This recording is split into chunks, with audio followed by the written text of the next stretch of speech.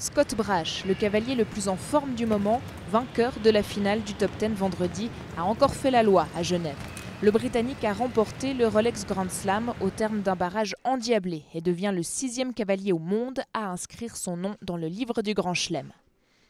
Parti en numéro 7 dans un barrage comptant 13 concurrents, le boss a fait montre de son savoir-faire, déroulant un barrage rapide, intelligent et fluide comme il sait si bien le faire. Mais les adversaires suivants pouvaient être redoutables. En premier lieu, Christian Allman, qui jouait gros sur ce coup-là. Vainqueur du Grand Prix de Calgary cet été, il pouvait être le premier cavalier de l'histoire à remporter 2 majeurs du Grand Chelem dans un même cycle. Mais ça ne passe pas pour l'Allemand, après cette faute sur l'avant-dernier obstacle du barrage. Le scénario tourne mal aussi pour Kent Farrington, qui aurait bien voulu réitérer un exploit à Genève après ses 2 grosses victoires de l'an dernier. L'Américain avait pourtant commencé sur les chapeaux de roue, mais commet une faute lui aussi.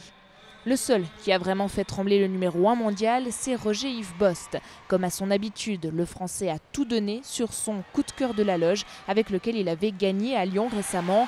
Le public l'a porté jusqu'au bout, du mieux qu'il a pu, mais à l'arrivée, la victoire échappe à Bosty pour 25 centièmes. Brash respire et savoure sa victoire avec Elo Santos, le même cheval que vendredi dans la finale du Top 10. I think I was tight after every fence.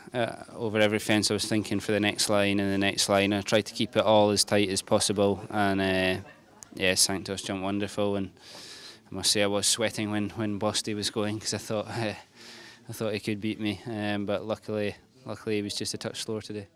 Après Nick Skelton, Peter De Vos, Christian Allman et Yann Millard, à son tour de triompher dans une étape du Rolex Grand Slam of Show Jumping. Le numéro 1 mondial depuis plus d'1 an a désormais une chance d'être le premier cavalier au monde à signer la passe de 3. Il devra pour cela s'imposer l'an prochain à Aix-la-Chapelle, puis à Calgary. I think as soon as you win a leg, you have to make it your objective with the prize money that's on offer. Avant le départ de Scott Brash, Rolf-Göran Bengtsson, finaliste aux Jeux mondiaux de Normandie, avait signé un très bon temps, 3e place pour le Suédois. Et s'il y a bien un résultat dont le public genevois se souviendra longtemps, c'est celui d'Alain Youffer.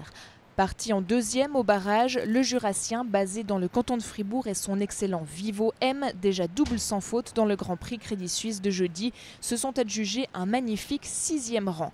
Après sa 11e place dans le Rolex Grand Slam de Spruce Meadows en septembre, Alain Youffer montre qu'il a vraiment sa place parmi les tout grands. Cette journée, elle va être inoubliable, je pense, à mes yeux. Mon cheval était en pleine forme et tout s'est bien passé. C'est juste, il n'y a pas de mots pour dire ça pour moi aujourd'hui. En rentrant en piste, comme j'étais au début, je savais qu'il y en avait qui étaient derrière moi et qui voulaient être beaucoup plus rapides.